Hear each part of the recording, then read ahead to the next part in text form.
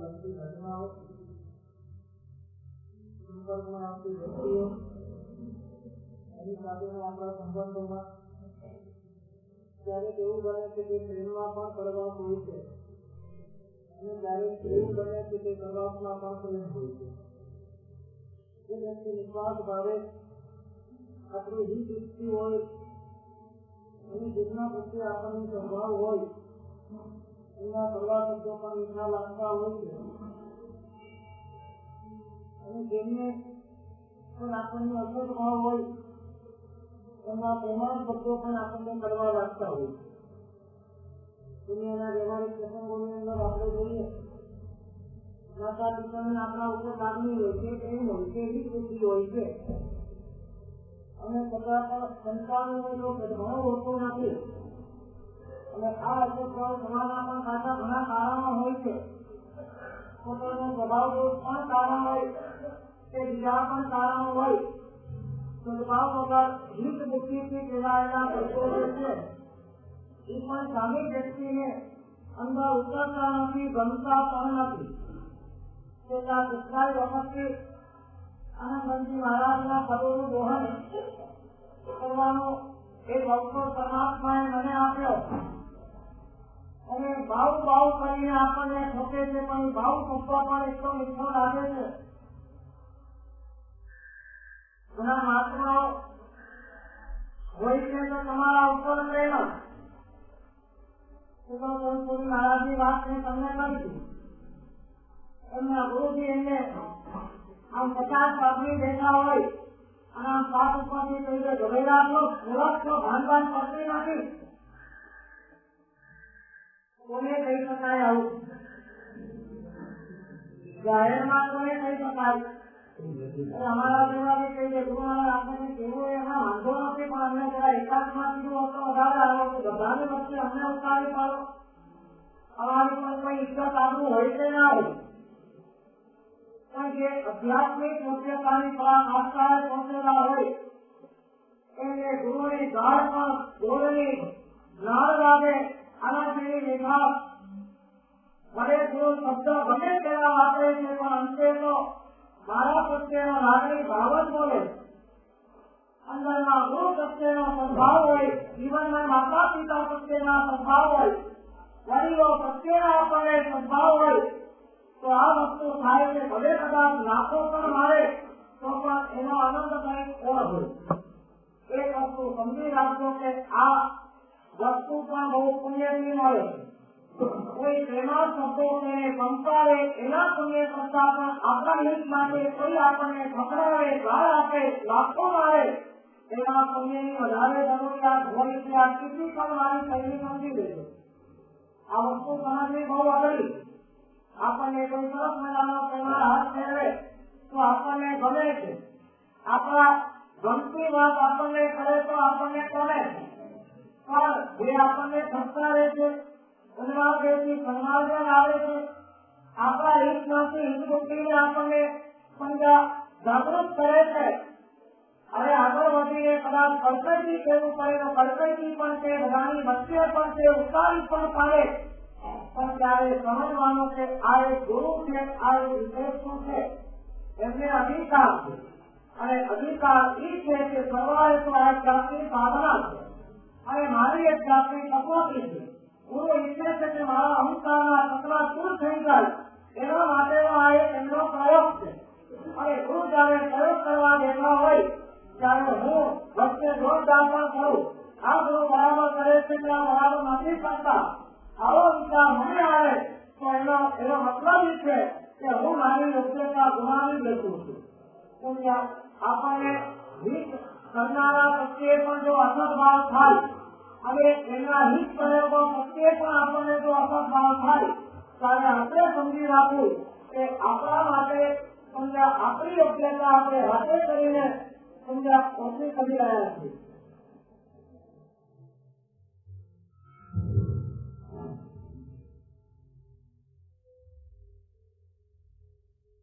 સૌથી મહત્વની ચીજ જો કોઈ હોય તો એક યોગ્યતા.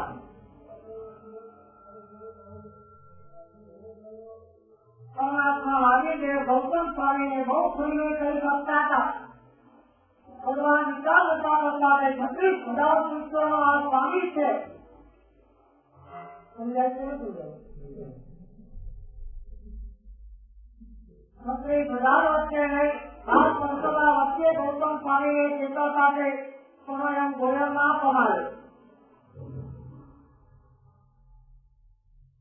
બધાની વચ્ચે છે ને તમને અમે કહીએ ભાઈ ભૂલ તમે પ્રાર્થના કરો છો, ભાગશાળી છો, પુષ્પાળી છો, આ ભાગશાળી પુષ્પાળી કહીએ એ તમને કહે.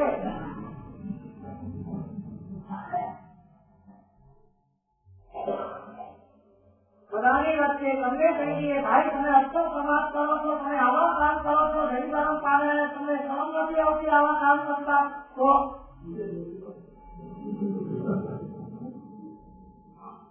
આપણું જોવાનું નથી. બહુ નાની પદાર્થ આપણે સમજી લઈએ કે પ્રેમથી નિભાવથી એના આપણને કોઈ મળે એમાં જે પુણ્ય જોઈએ એના કરતા પણ સરકારથી જેના મળે એના પુણ્ય વધારે જોઈએ. કારણ કે એમાં આપણી યોગ્યતાની કસોટી છે અને આપણી યોગ્યતાની કસોટીમાં આપણે પાર કરવું એ આપણે આધીન છે. સારું બોલે, પ્રિય બોલે, સંસ્કારે, જાહેરમાં આપણી પ્રશંસા કરે એવા ગુરુ બને કે ઠપકારે એવા ગુરુ બને.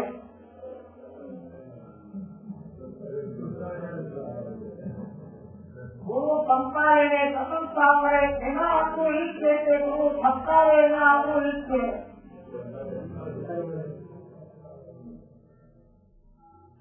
દવાખાનામાં તમે જાઓ કોઈ રોગ થયો હોય અને ડોક્ટર આપણને તપાસતા હોય એ વખતે બધું તપાસીને એમ જ છે, કોઈ ચિંતા કરવાની જરૂર નથી. તમારી આંખ સારું છે, તમારા કાન સારા છે, તમારું નાક સારું છે, તમારું પેટ સારું, તમારું ગળું સારું, તમારા હાથ સારા, તમારા પગ સારા, આવું કે ડોક્ટર ગમે કે તમને અહીંયા તકલીફ છે, તમને અહીંયા તકલીફ છે, તમારે આ કરવું પડશે, તમને દવા લેવી પડશે, બાયોપ્સી કરાવવી પડશે, ઓપરેશન કરાવવું પડશે, બધા ભૂત પીવા પડશે, આવું કે એ ડોક્ટર આપણને ગમે.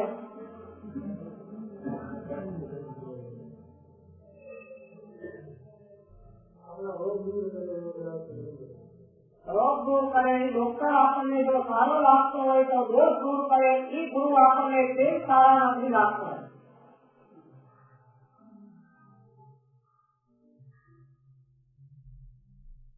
ડોક્ટર પાસે એટલા માટે જ કહીએ છીએ કે બધી રીતે આપણે આપણી જાતનો સ્વીકાર કર્યો છે કે હું રોગી. ધર્મ ક્ષેત્રમાં ગુરુ પાસે આપણે એટલે જ આવીએ છીએ કે બધી રીતે આપણે સ્વીકાર કરીએ છીએ કે હું રોગી છું.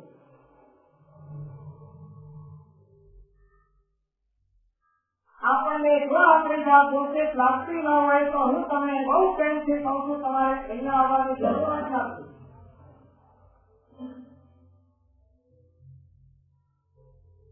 અહીંયા આવવાની જરૂર કોને પડે ને કોને ના પડે કેવળ નાની ભગવાનને કવચની કે પ્રેરણાની જરૂર નથી. હવે જેને પોતાના દોષ લાગતા ન હોય એને પણ અહીંયા આવવાની જરૂર નથી. દવાખાને જવાની જરૂર કોને પડે? સાદા માણસને બીમાર માણસને. અહીંયા આવવાની જરૂર કોને પડે? શુદ્ધ માણસને કે અશુદ્ધ માણસને? પુણ્ય વ્યક્તિત્વની પરાકાષ્ઠાએ પહોંચેલા હોય એને તે જે રોગી છે એને દવાખાનું રોગને દૂર કરવાનું કારખાનું છે અને ધર્મસ્થાનો દોષોને દૂર કરવાના કારખાના છે. જ્યાં સુધી આપણે રોગનો સ્વીકાર નહીં કરીએ ત્યાં સુધી દવાખાને જઈ શકતું નહીં અને દવા ડોક્ટરને આપણી જાત મોકલી શકતું નહીં. જ્યાં સુધી આપણે આપણા દોષનો સ્વીકાર નહીં કરી શકીએ ત્યાં સુધી આપણે ધર્મ ક્ષેત્રમાં આવી શકતું નહીં અને દેવ ગુરુને આપણી વાત આપણે ત્યારે સમર્પિત કરી શકતું નહીં. અને લખી રાખો કે જ્યાં સુધી દેવ અને ગુરુને આપણા આત્માને સમર્પિત નહીં કરીએ ત્યાં સુધી આપણા દોષ ક્યારે પણ ઓછા થવાના નથી. દૂર થવાની વાત કરાવી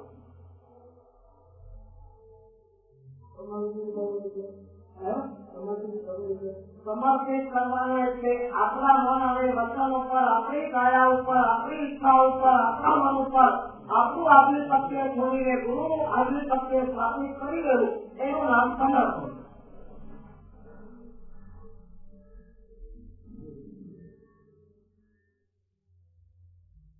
સૈનિકમાં ભરતી થઈ ગયા પછી સૈનિકને અધિકાર કેટલો વિચારવાનો, કેટલો વિચાર, કેટલો અધિકાર. સૈનિકમાં ભરતી થવા માટે ઇન્ટરવ્યુ લેવામાં આવે, જાત જાતના પ્રશ્નો પૂછવામાં આવે. ઇન્ટરવ્યુ આવા સૈનિકોના જે ગોઠવાયા હતા 50 ઉમેદવારો આવેલા હતા. બહુ હોશિયાર પરીક્ષક હતા. સૌથી પહેલો પ્રશ્ન સૈન્યમાં ભરતી થવા માટેના ઉમેદવારના ઈચ્છુકને પૂછવામાં આવ્યો, વેર ઇઝ ધેર માઇન્ડ. સૈનિકમાં ભરતી થવા માટેની બાહ્ય યોગ્યતાનો આપણને ખ્યાલ. શરીર અલમસ્ત જોઈએ, અંદરથી નિરોગી જોઈએ, આટલી હાઈટ જોઈએ, આટલું વજન જોઈએ. આવા શરીરના બાંધા આટલું દોડી શકે, આટલી લડાઈ કરી શકે, આટલી નિર્ભરતા હોઈ શકે.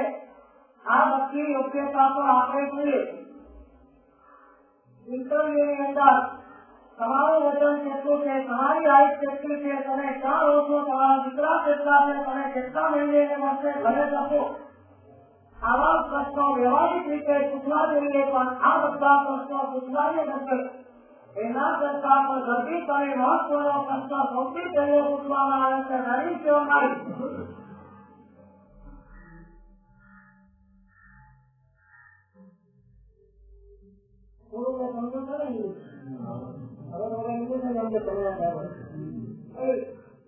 તમારું મન ક્યાં છે? અને લગભગ નહીં સમજનારાને અહંકારની ખડવત્તા બધા લોકો દિયા બહુ માહિતી આવ્યો. મારું મન સુપર છે, ડુપર છે, પાવરફુલ છે, એક્સ્ટ્રાઓર્ડિનરી છે, એક્સલન્ટ છે. આ જવાબ જે આપે એ હોશિયાર કહેવાય ને. જે આ જવાબ આપે એની ઉમેદવારી રદ થઈ જાય એમ કહેવામાં આવે, જાઓ તમે ઘરે બેસી જાઓ. એક ઉમેદવાર આવે છે, જવાબ આપે છે, બીજાને ખબર નથી કે જવાબ શું આપો. એક કેન્દ્રમાં એક જ વ્યક્તિનો ઇન્ટરવ્યુ હોય, ઓલાને રજા આપી દીધી અને સમજદાર એક ઉમેદવાર આવ્યો, આ સવાલ પૂછવામાં આવ્યો, વહેલી જોવાય. એક પણ વિચાર કર્યા વગર આ ઉમેદવારે કહી દીધું, I visit at my home. અહીંયા આવ્યો એની પહેલા હું મારા મનને મારા ઘરે ટ્રીટ કરીને આવ્યો, તો મારી પાસે કોઈ મન જેવી સીટ નથી. એક સેકન્ડની અંદર એપોઇન્ટ થઈ ગયા. વાત અહીંયા પૂરી થાય છે. ઓલો સૈનિક સૈન્યમાં ભરતી થવા માટે ક્યાં ગયો છે? આપણે સાધનાના ક્ષેત્રોમાં ભરતી થવા માટે આવ્યા છીએ અને આ પ્રશ્ન અમે તમારા ઇન્ટરવ્યુમાં તમને પૂછીએ છીએ. તમને હું પૂછું તમે શું જવાબ આપો? તમારી પાસે મૌન છે કે નહીં? આ પહેલો સવાલ. શું જવાબ આપો?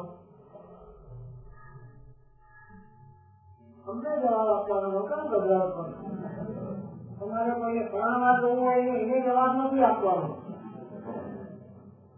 તમારી પાસે ક્યાં છે મન? આવ્યું ઉપર પાવરફુલ એક્સલન્ટ. અને મારે તમને કહેવું છે કે સામાન્ય સૈન્યમાં ભરતી થવા માટે પણ મનની ગેરહાજરી જરૂર હોય તો સાધનાના ક્ષેત્રમાં પ્રવેશ કરવા માટે મનની ગેરહાજરી કેટલી જરૂરી છે?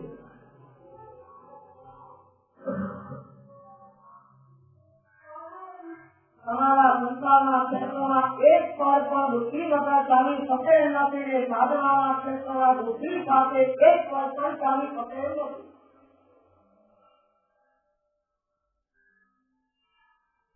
ઘણી વાર મને વિચાર આવે છે અહીંયા જે મોર મારેલા હોય છે, ચંપલ બહાર ઉતારીને આવો એમ એક મોર મારવું જોઈએ. તમારી બુદ્ધિને બહાર મૂકીને આવો, તમારા મનને બહાર મૂકીને આવો. કેમ અસર થતી નથી પ્રવચનોની? દુનિયાના સગળા પણ સચરાઓથી ભરેલા મનને લઈને આપણે અહીંયા પ્રવેશ કરીએ છીએ અને તેના જ કારણે અહીંયાની સુખ અને સાધુ રસ આપણા મનને વિશુદ્ધ કરી શકતો નથી. ત્યાં ગયા પછી એવા કારણ છે આપણે આપણા મન સાથે બુદ્ધિ સાથે અહંકાર સાથે અહીંયા આવીએ અને કેટલીક વ્યક્તિઓ તો એટલું હોશિયાર હોય છે કે મહારાજ સાહેબ આમ બોલે છે પણ સમજે આપણને ઠીક લાગતું નથી, બેસતું નથી. મહારાજ સાહેબ આમ કેવું ના જોઈએ કેટલો બુદ્ધિનો સાધુ છે. સમર્પણ ભાવ એટલે આપણા મન વચન અને કાયા એના ઉપરથી આપણું આધિપત્ય ઉઠાવીને ગુરુનું આધિપત્ય સ્થાપી દેવું એનું નામ છે સમર્પણ ભાવ. એનો મતલબ સમજો તો કાંઈ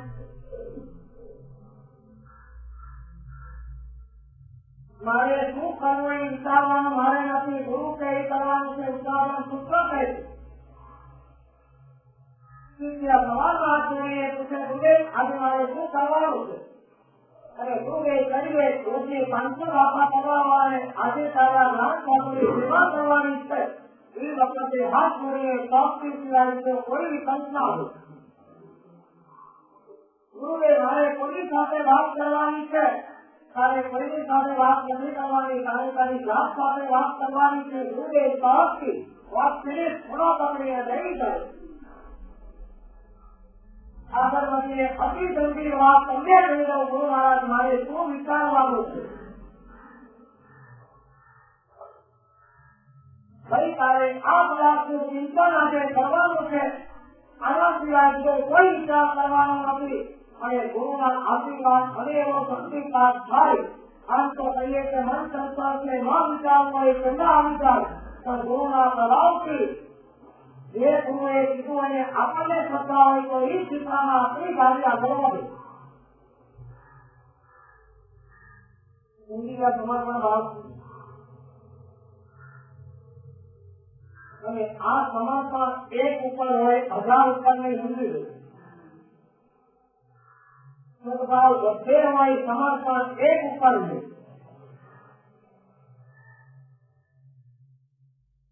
એક ઉપર સમર્પણ નો અર્થ નથી કે બીજે વચ્ચે અસદભાવ છે.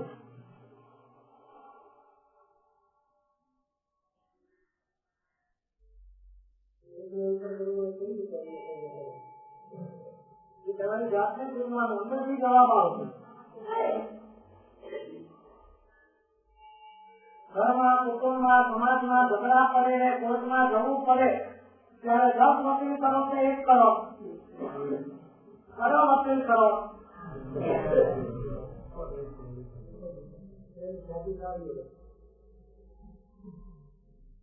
જેની જાતિ સારી હોય, જે ઓછા પૈસામાં કામ કરતો હોય, જેના શું કહેવાય રેફરન્સો સારા મળ્યા હોય એ કે જેના ઉપર તમને આગળ વિશ્વાસ હોય કે આ વખતે મને જીતાડીને જ રહેશે એ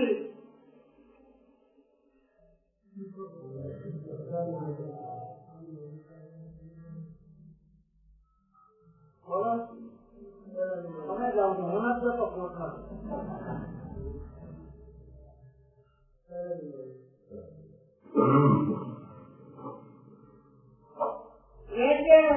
જે ગુરુ પ્રત્યે આપણને સદભાવ થાય, ધર્મ પમાડાય અને આપણને આનો વિશ્વાસ થાય કે આ ગુરુના પગ પકડીએ મારો નિશ્ચિત રૂપે વિસ્તાર થઈ જવાનો છે, ત્યાં આ નીતિને ચૂકાવી દેજો.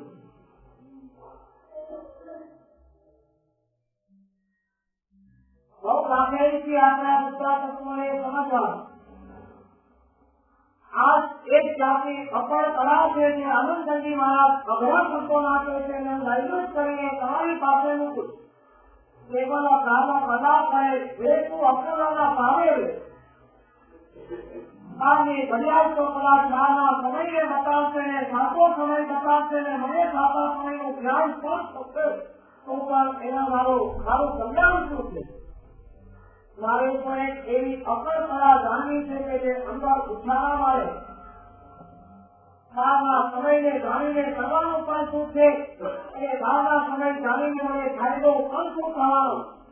મારે તો એક એવી ઘડિયાળ જોઈએ છે કે જે અંદરની અકળ ગતિઓને બતાવે, અંદરના અકળ ગુણોને પ્રગટ કરે અને અંદર ગુંગળાતા સુખના અને આનંદના મહાસાગરોને મારી દ્રષ્ટિની સામે લાવીને મૂકી દે અને એ આનંદના મહાસાગરમાં હું ઝૂલતો રહું એવું કોઈ સિદ્ધાર્થ મને છે ઘડી કરી આપે એ ઘડિયાળની નારે કરું.